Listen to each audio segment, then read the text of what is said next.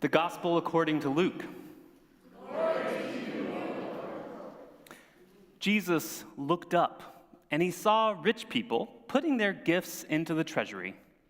He also saw a poor widow put in 2 small copper coins. Jesus said, "Truly I tell you, this poor widow has put in more than all of them, for all of them have contributed out of their abundance. But she, out of her poverty, has put in all she had to live on." The Gospel of the Lord. Praise to you, Lord Christ. You may be seated. Got a short one today. Didn't have to stand that long.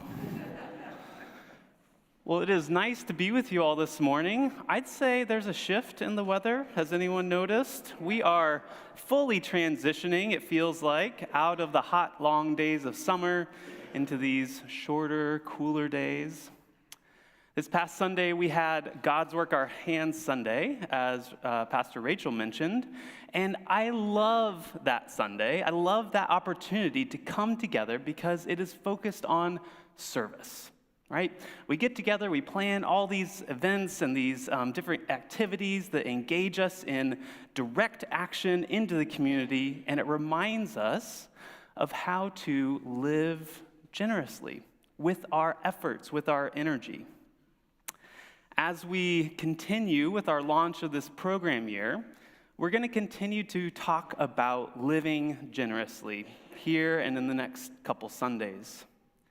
Now, I choose those words deliberately, living generously, because I know the traditional language of stewardship can carry a bit of baggage for some people. I mean, how many of you just kind of got real excited when you heard the word stewardship? Probably not a lot, right? I mean, how many of you have heard a sermon about stewardship and felt bad afterward that you weren't doing enough, giving enough, being enough? How many of you have heard pastors talk about stewardship as a grand, all-encompassing topic, but when it came down to it, they were really just hoping you'd fill out that pledge card, turn it in at the end of the service? I'm keenly aware that the talk of stewardship can bring up unsavory memories or associations. And even if you haven't been traumatized by talk of money in churches, chances are good that the mere mention of dollars and cents might make you a little uncomfortable. Maybe our relationship to money has been shaped by how our parents did or did not talk about money or money stress. Maybe talking about money reminds us of our feeling of relative deprivation, right? That sense that someone else always has a little bit more, a little bit better. Or maybe even it raises a subtle smugness or self-righteousness in comparison with those who have less. I know some people, especially in our younger generations, feel the crushing weight of student loans or a sense of sorrow that they can't afford to buy into the current housing market. Talk about money can bring up a lot of stuff.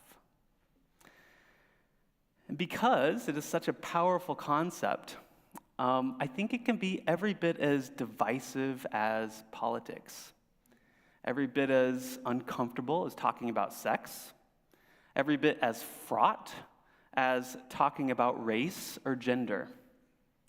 And that is precisely why we're going to talk about it. Because Emmaus is a community of love in which we can have hard conversations. While there's risk in talking about our relationship to our most valuable resources, our time, our energy, our financial resources, there's also great reward in shedding the light of Christ on how we talk about these things. Have you ever heard the phrase, "God loves a cheerful giver"? What makes a giver cheerful? I think some givers are cheerful not because they give more, though that can be true, but because they take joy in giving. I have a friend who loves to be generous. More than once, we've been out to dinner, and all of a sudden, the server kind of comes out with extra platters of various things, and I think, we didn't order that. And then I realize our friend has been ordering more and more food, excellent, delectable, tasty, appetizers and extra desserts, and just because he wants us to enjoy something good. I have another story, maybe a counter story of someone who also paid for dinner, but in the least gracious way possible. A friend from my college days tells me that her dad, at the end of a family dinner out, would, get the bill and kind of look at it and harumph and, get out his wallet and make a big show of throwing down the money. Well, I guess I have to pay it, no one else is. He paid the bill, but he was about as obnoxious as humanly possible, right? That is not a generous or joyful giver. Maybe a resentful giver is better. Jesus tells us a story in our gospel today about generosity. It's the story of the widow's 2 mites. Mites, or copper coins in our translation, but if you're familiar with the King James Version, the mites, The text is very brief, but it packs a big punch. Jesus is depicted as sitting in the temple in Jerusalem, observing the wealthy make their big donations. And you can imagine the scene. Faithful women and men coming forward, placing their gifts proudly and gladly in the temple treasury. For Jews of this time, it was not only an obligation to give, it was a privilege. It was one way to participate in the worship of God as they knew it. And then Jesus sees this lone woman, a poor widow who gives an outrageously small amount of money. 2 mites, 2 copper coins. But because of her poverty, Jesus intimates that her gift is actually bigger than all the other big gifts. Numerically speaking, of course, Jesus is wrong. Okay? 2 small coins, not bigger than big gifts. Let's just do the math. But from the perspective of funding ministries, upkeeping temple facilities, paying off capital projects, all those gifts were so much more valuable, and the temple needed those funds. But if every giver only ever gave 2 small copper coins, the temple wouldn't have existed or been able to function, right? And so what Jesus is right about is that here the issue is the generosity of the heart. The generosity of heart is bigger, greater, more important than the generosity of the numbers. Jesus says that the poor widow has put more in than all the wealthy folks because while they gave out of their, what? Their abundance, she gave out of her poverty. While they simply skimmed a bit of the fat off the top of the full bucket of cream, right? She kind of gave her last 2 little drops of skim milk. I don't think you need a degree in finance to realize or recognize that this is probably not a sustainable model for giving, okay? If you only have 2 droplets of milk, you can't give that every week, otherwise you don't have anything left.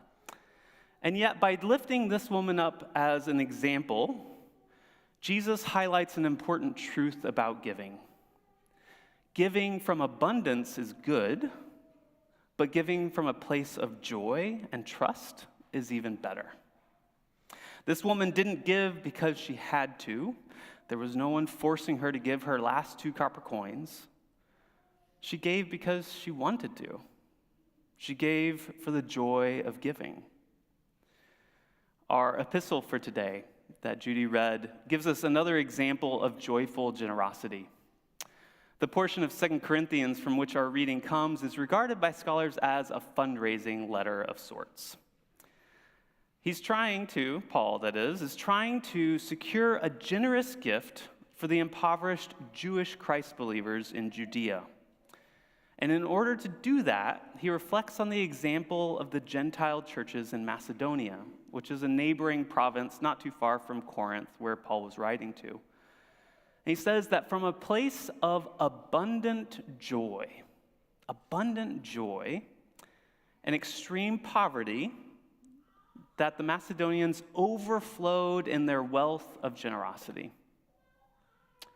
In spite of their own lack, they desired the joy of giving to others in need. Paul says that they had begged him earnestly for the privilege of giving to the saints in need. Why? For the joy. Because giving can gladden the heart. Generosity connects us to others. It builds relationship. And relationship is ultimately why we are all in this.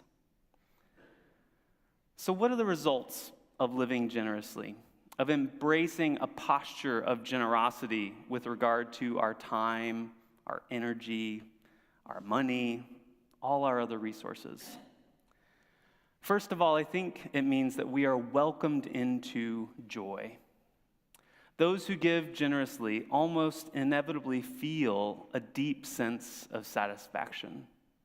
Now, it might also be accompanied by a little bit of a little heartburn initially, right? I've had that experience. But at the end of it, I'm very glad that I did so.